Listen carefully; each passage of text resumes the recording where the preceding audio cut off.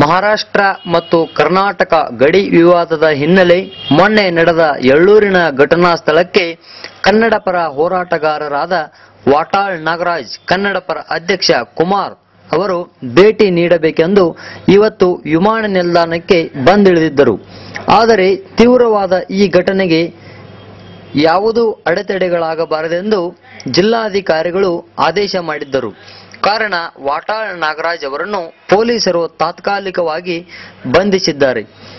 ಈ ರಾಜ್ಯದಲ್ಲಿ ಇದ್ದುಕೊಂಡು ಕರ್ನಾಟಕದ ವಿರುದ್ಧ ಇಲ್ಲಿ ತಂಟೆ ತೆಗಿತಕ್ಕಂತ ಅವಕಾಶ ಕೊಡಬಾರದು. ಈ ಮಾತನ್ನ ಬಹಳ ಅತ್ಯಂತ ಗಂಭೀರವಾಗಿ ಸರ್ಕಾರಕ್ಕೆ ಹೇಳಿದ್ದೇವೆ. ಇಲ್ಲಿನ ನಿಮ್ಮ ಜಿಲ್ಲಾ ರಾಜಕಾರಣಿಗಳು ಎಷ್ಟರ ಮಟ್ಟಿಗೆ ಅದಕ್ಕೆ ಸ್ಪಂದಿಸ್ತಾರೋ ನಮಗಂತೂ ಗೊತ್ತಿಲ್ಲ. ಕನ್ನಡ ಪರ ಸಂಘಟನೆಗಳಂತೂ ಈ ವಿಚಾರದಲ್ಲಿ ಸ್ಪಷ್ಟವಾಗಿದ್ದಾರೆ, ನೇರವಾಗಿದ್ದಾರೆ. ನಾವಂತೂ ಮಹಾರಾಷ್ಟ್ರ ಏಕೀಕರಣ ಸಮಿತಿಯನ್ನ ಯಾವುದೇ ಕಾರಣಕ್ಕೂ ಮಾನ್ಯತೆ ಮಾಡಬಾರದು, ಅದನ್ನ ಸಂಪೂರ್ಣ ಬ್ಯಾನ್ ಮಾಡಬೇಕು ಅನ್ನೋ ದೃಷ್ಟಿಯಲ್ಲಿ ತೀವ್ರವಾದಂತಹ ಹೋರಾಟವನ್ನು ನಾವು ಆರಂಭ ಮಾಡ್ತೀವಿ. ಉದ್ದೇಶ ಖಂಡಿತ ಮಾಡ್ತೀವಿ, ಅದನ್ನೇನು ಬೇರೆ ಮಾತಿಲ್ಲ. ಹೌದೌದು, ಒಂದು ನಿಮಿಷ ಇದೆ, ಬಂಧನ ಮಾಡ್ತಾರಂತ ಸುದ್ದಿ ಇದೆಯಲ್ಲ, ನೋಡೋಣ ಏನ್ ಮಾಡ್ತಾರೆ. ಸುದ್ದಿ ಇನ್ನೂ ಗೊತ್ತೇ ಇಲ್ವಲ್ಲ ಏನ್ ಮಾಡ್ತಾರೆ ಅಂತ. ನಾವು ಹೋದಾಗ ಮಹಾರಾಷ್ಟ್ರ ರಾಜ್ಯ ಸರ್ಕಾರ ಅಲ್ಲಿ ಒಂದು ಗಾಯಗೊಂಡಂತವರಿಗೆ 1 ಲಕ್ಷ ರೂಪಾಯಿ ಪರಿಹಾರ ಅದನ್ನ ಹೇಳ್ತಾ ಇದ್ದೀನಿ ನಾನು ಹೇಳ್ತಾ ಇದ್ದೀನಿ. ಮಹಾರಾಷ್ಟ್ರ ಸರ್ಕಾರ ಇಂಥ ಪುಂಡರಿಗೆ, ದರೋಡೆಕೋರರಿಗೆ, ಲಜ್ಜೆಗೆಟ್ಟು ಜನಕ್ಕೆ ಹಣದ 1 ಲಕ್ಷ ರೂಪಾಯಿ, ಎಳ್ಳೂರಿನಲ್ಲಿ ಗಲಾಟೆ ಮಾಡಿದಂಥವ್ರಿಗೆ 1 ಲಕ್ಷ ರೂಪಾಯಿ, ಈ ರೀತಿ ಮಹಾರಾಷ್ಟ್ರ ಸರ್ಕಾರವೇ ಎತ್ಕಡ್ತಾ ಇರತಕ್ಕಂಥ ನೀತಿ ಇದೆಯಲ್ಲ, ಇದು ಮತ್ತೆ 2 ರಾಜ್ಯಗಳಿಗೆ ಅತಿಯಾದಂಥ ಪರಿಸ್ಥಿತಿ ಆಗುತ್ತೆ.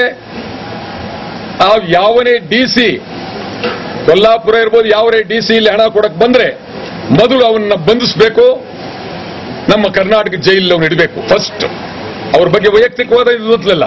ಮಹಾರಾಷ್ಟ್ರ ಸರ್ಕಾರ ಈ ರೀತಿಯಾದಂಥ ವರ್ತನೆಗೆ ಅತ್ಯಂತ ಅಪಾಯಕಾರಿ ಬೆಳವಣಿಗೆ. ಇದು ನಿಜಕ್ಕೂ ಈ ತರ ಪರಿಸ್ಥಿತಿ ಆಗುತ್ತೆ ಹೊಂದಿರಲಿಲ್ಲ. ಈ ತರ ಪುಂಡರಿಗೆಲ್ಲ ಮಹಾರಾಷ್ಟ್ರ ಸರ್ಕಾರ ಹಣ ಕೊಟ್ಕೊಂಡು ಕೂತ್ಕೊಳ್ಳೋದಾದ್ರೆ ಇದು ಅತ್ಯಂತ ಅಪಾಯಕಾರಿ ಬೆಳವಣಿಗೆ. ಇದೇ ಮುಂದುವರಿಸೋದಾದ್ರೆ ತೀವ್ರವಾದಂತಹ ಹೋರಾಟ ಅನಿವಾರ್ಯ, ಅದರ ಬಗ್ಗೆ ಬೇರೆ ಮಾತಿಲ್ವಿಲ್ಲ. ಶಾಸನಸಭೆ, ವಿಧಾನ ಪರಿಷತ್ನಲ್ಲಿ ಅಷ್ಟು ಪರಿಣಾಮಕಾರಿಯಾಗಿ ಇದರ ಬಗ್ಗೆ ಪ್ರಾಮಾಣಿಕವಾದಂತ ಚರ್ಚೆ ಆಗಲಿಲ್ಲ.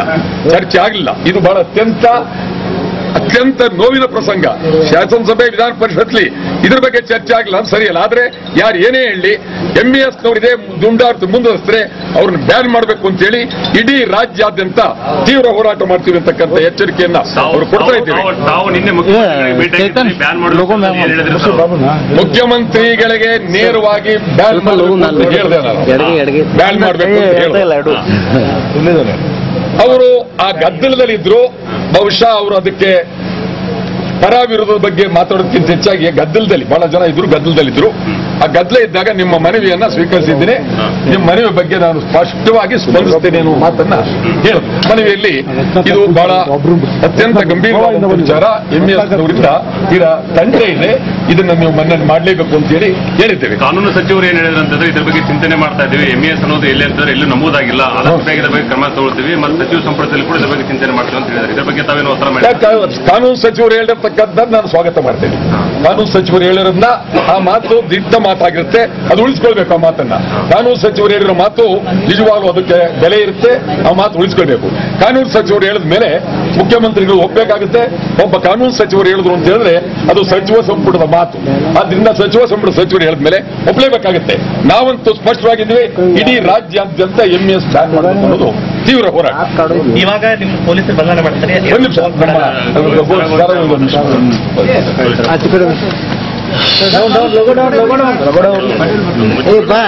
ಚೇತನ್ ಮುಂದೆ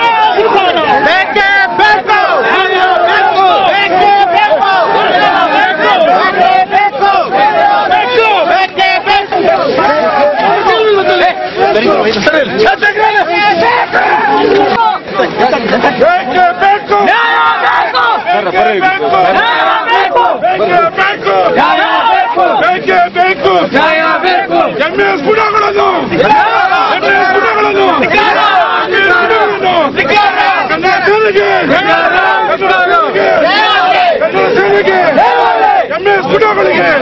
ಅವರನ್ನು ಮತ್ತೆ ಮರು ಹುಬ್ಬಳ್ಳಿಗೆ ಬಿಡುವ ವ್ಯವಸ್ಥೆ ಪೊಲೀಸರು ಬಿಗಿ ಬಂದೋಬಸ್ತ್ ಮಾಡಿ ಶಾಂತಿ ಭಂಗ ಆಗಬಾರದೆಂದು ಮುನ್ನೆಚ್ಚರಿಕೆ ಪೊಲೀಸರು ಮಾಡಿದರು. ಕನ್ನಡದ ಊರು, ಕನ್ನಡಿಗರ ಊರು, ಎಳ್ಳೂರಿಗೆ ನಾವು ಹೋಗ್ತೀವಿ ಅಂತ ಹೇಳಿದ್ರೆ ಇಲ್ಲಿ ಬಂಧಿಸ್ತಕ್ಕಂಥದ್ದು ನೋಡಿದ್ರೆ ಪೊಲೀಸು, ಜಿಲ್ಲಾಡಳಿತ, ಮಹಾರಾಷ್ಟ್ರ ಏಕೀಕರಣ ಸಮಿತಿಯ ಪರ ಇದೆ ಅಂತೇಳಿ ನೇರವಾಗಿ ಹೇಳ್ತಾ ಇದ್ದೀನಿ.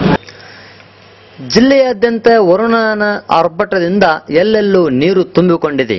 ಇಲ್ಲಿ ನೋಡಿ, ಮಳೆರಾಯನ ಅಟ್ಟಹಾಸದಿಂದ ಮನೆಗಳಲ್ಲಿ ನೀರು ತುಂಬಿಕೊಂಡು ವಿದ್ಯಾರ್ಥಿಗಳಿಗೆ ಶಾಲೆಗೆ ಹೋಗಲು ಅನುಕೂಲ ಇಲ್ಲವಾಗಿದೆ. ನೋಡಿ, ಅಪಾಯಕಾರಿ ಹಾವುಗಳು ನೀರಿನಲ್ಲಿ ಇರುವುದರಿಂದ ಅವು ಮನೆಯಲ್ಲಿ ನುಗ್ಗಿ ಜನರನ್ನು ಆಘಾತಕ್ಕೀಡಾಗಿಸುತ್ತವೆ.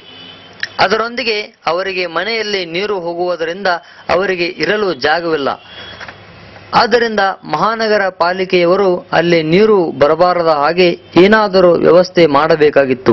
ಆದರೆ ಇನ್ನೂ ಅಲ್ಲಿ ಯಾವುದೂ ಅನುಕೂಲಗಳನ್ನು ಮಾಡಿಲ್ಲ ಎಂದು ಸ್ಥಳೀಯರು ಶೀಘ್ರವಾಗಿ ಮಾಧ್ಯಮದವರ ಜೊತೆ ಮಾತನಾಡಿದರು. ಮಳೆಯಾದರೆ ಅಲ್ಲಿನ ಜನರಿಗೆ ಪರದಾಟ. ಇದು ಬೆಳಗಾವಿ ಜಿಲ್ಲೆಯ ವಡಗಾವಿಯಲ್ಲಿ. ಶಾಯಿನಗರ್ದ್ರಿ ನೀರ್ ಹಿಂಗ ಬರ್ತೈತ್ರಿ, ಪ್ರತಿ ವರ್ಷ ದಿನ ರೀ ಮಕ್ಕಳು ಮರಿ ಹಿಂಗ ತೇಲಾಡ್ತಿರ್ತೇವ್ರಿ. ನಮ್ಗ ಬಾಳ ಕಷ್ಟ ಐತ್ರಿ. ನೀವು ಪ್ರತಿ ವರ್ಷ ಹಿಂಗ ಬಂದ್ ನೋಡ್ಕೊಂಡು ಹೋಗ್ಬೇಕ್ರಿ. ನಮಗ್ ಬಾಳ ಮಂದಿ ಪ್ರಾಬ್ಲಮ್ ಐತ್ರಿ. ವರ್ಷ ಹಿಂಗ ಬರ್ತೈತ್ರಿ ನಮ್ಗ. ಮನಿ ಒಳಗ್ ಬರ್ತೈತ್ರಿ. ಎಲ್ಲಿ ಅಡಿಗೆ, ಊಟ, ನೀರ ಏನೂ ಇಲ್ಲ ಇಲ್ರಿ ನಮ್ಗ. ಏನ್ ಬರ್ತಾರ್ರಿ ಹಂಗ ನೋಡಿ ಹೋಗ್ತಾದ್ರಿ. ನಮ್ಗೂ ಏನ್ ಬಾಳ ತ್ರಾಸ ಆಗತೈತ್ರಿ ಮನಿ ಒಳಗ್ ಇರೋದ್ರಿ. ಮಂದಿನೂ ಇಲ್ಲ. ಅಭಯ್ ಪಾಟೀಲ್ ಬಂದಾಗಿಂದ ಲೈಟ್ ಅಭಯ್ ಪಾಟೀಲ್ ಬಂದಾಗಿಂದ ಲೈಟ್ ಅದು ಎಲ್ಲ ಬಂದಾವ, ಎಲ್ಲ ಚಲೋ ಆಗೈತೆ ಅಭಯ್ ಪಾಟೀಲ್. ಮತ್ತೆ ನೀರ್ ಬಂದೈತಿ, ನೀರನ್ನ ಸ್ವಲ್ಪ ಕಮ್ಮಿ ಮಾಡ್ಬೇಕಾಗೈತ್ರಿ. ಮನಿ ಒಳಗದ ನೀರ್ ಬಂದಾವ, 20 ಮನಿ ಖಾಲಿ ಆಗ್ಯಾವ. ಮನ್ಯಾಗೆಲ್ಲ ನೀರ್ ಅದಾವ. ನಮ್ಮ ಹೆಸರು ರಾಮಕೃಷ್ಣ ನಿಟ್ಟಲ್ ಬಂಡಾರಿ. ಅಲ್ಲಿ